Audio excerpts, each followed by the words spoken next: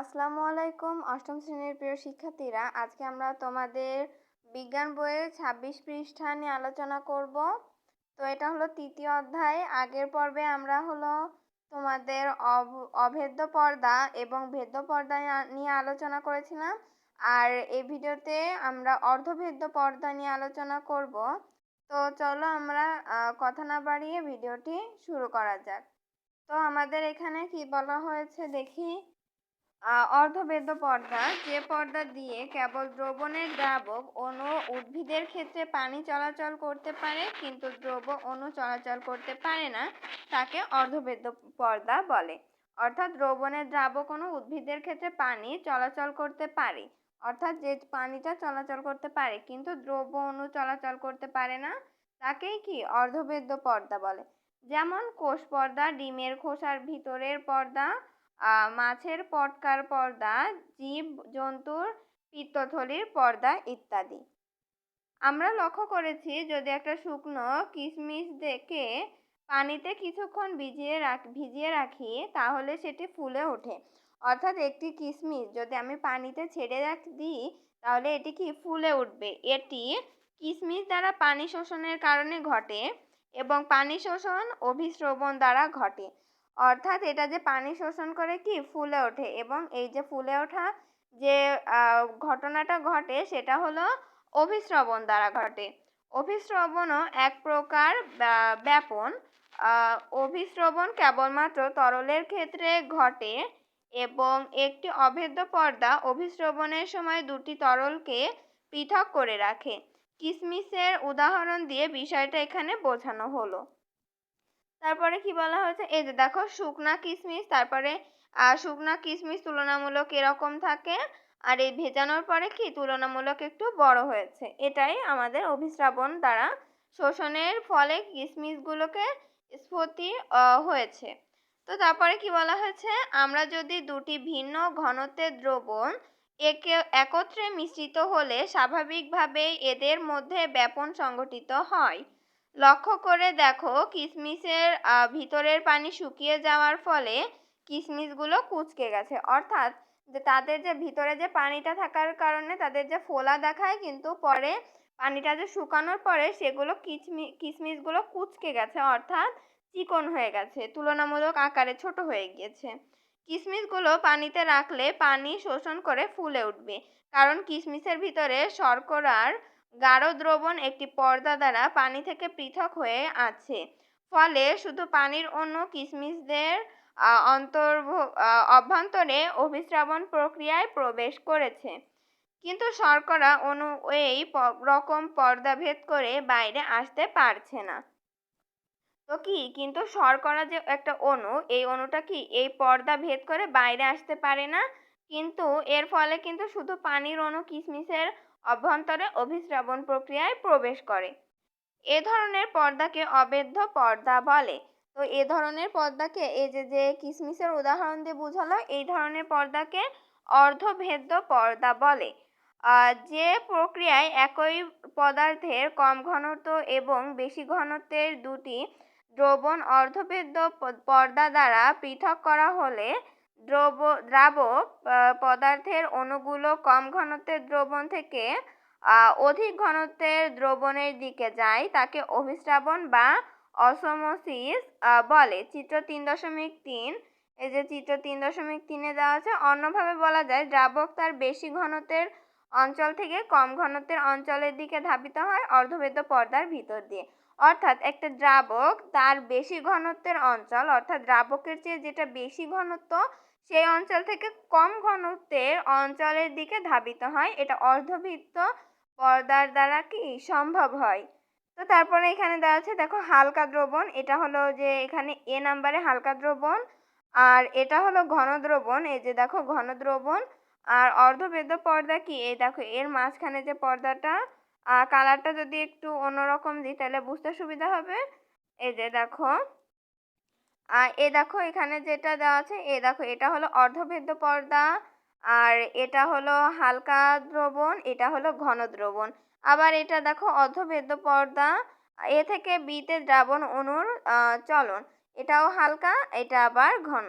তো তো অভিস্রবণ প্রক্রিয়া এটা হলো 3.3। তো পার্ট 4-এ আমরা কি দেখতে পাচ্ছি, যদি আমরা একটু খেয়াল করি, পার্ট 4-এ দেওয়া আছে অভিস্রাবণের গুরুত্ব। তো তারপরে আমরা দেখি পড়ে জীবকোষের কোষবরণ বা প্লাজমা পর্দা অভেদ্য পর্দা হিসেবে কাজ করে। তো জীবকোষের কি কোষাবরণ বা প্লাজমা পর্দা অর্ধভেদ্য পর্দা হিসেবে কি কাজ করে। প্লাজমা পর্দা দিয়ে অভিস্রবণ প্রক্রিয়ায় মাটিস্থ পানি মূলরোমের মধ্যে প্রবেশ করে বা বাইরে আসে। কোষস্থিত পানি খনিজ লবণকে এখানে যদি এই যে 27 পৃষ্ঠায় দ্রবীভূত করে কোষরসে পরিণত করে। সুতরাং কোষের মধ্যে বিভিন্ন জৈব রাসায়নিক প্রক্রিয়াগুলোকে সচল রাখার জন্য অভিস্রবণের ভূমিকা খুব গুরুত্ব।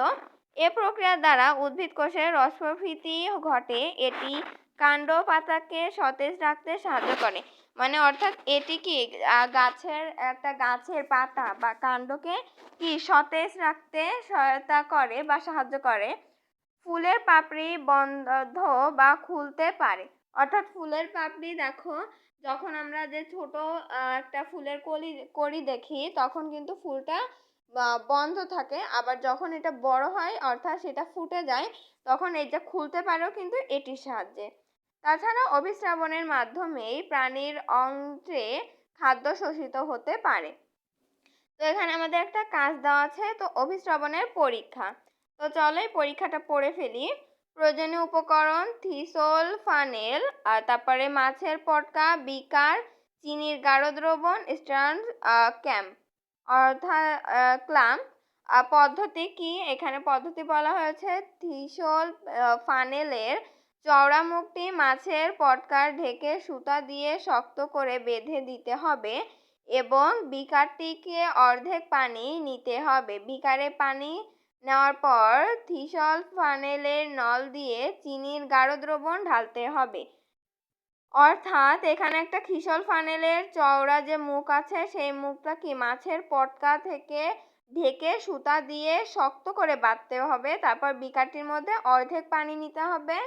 তারপরে কি বিকারের মধ্যে যে থিসল ফানেলে যে চিনি এমনি সাদা পানি ঢালতে হবে। তারপরে কি চিনির যে গাঢ় দ্রবণটি পরে তারপরে এটাও আমাদের ঢেলে দিতে হবে।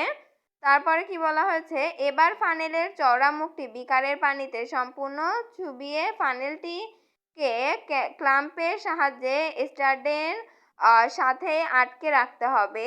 এরপর ফানেলের নলে চিনি দ্রবণের তলটি মার্কার পেন দিয়ে চিহ্নিত করে পরীক্ষা ব্যবস্থাটিকে একটি নির্দিষ্ট স্থানে রেখে দিতে হবে। পর্যবেক্ষণ, কিছুক্ষণ পর দেখা যাবে থিসল ফানেলের নলের দ্রবণ তল উপরের দিকে উঠে গেছে। তা আরও কিছুক্ষণ পর দেখা গেল ফানেলের নলের দ্রবণের তল আর উপরে উঠছে না। এ পরীক্ষায় তুমি যা পর্যবেক্ষণ করলে তা নিচে নিম্নোক্ত প্রশ্নগুলোর উত্তর লেখো। মাছের পটকার যে পর্দাটি কী ধরনের পর্দা? চিনির দ্রবণ কেন ফানেলের নলের উপর উঠে আসলো? কিছুক্ষণ পর ফানেলের দ্রবণ উপরে না উঠে স্থিরভাবে কেন অবস্থান করলো? তো এই যে দেখো, এই যে 3টা প্রশ্ন কি আমাদের এই উপর থেকে যেটা আমরা পড়ে আসলাম এর ভিতরেই কিন্তু আছে।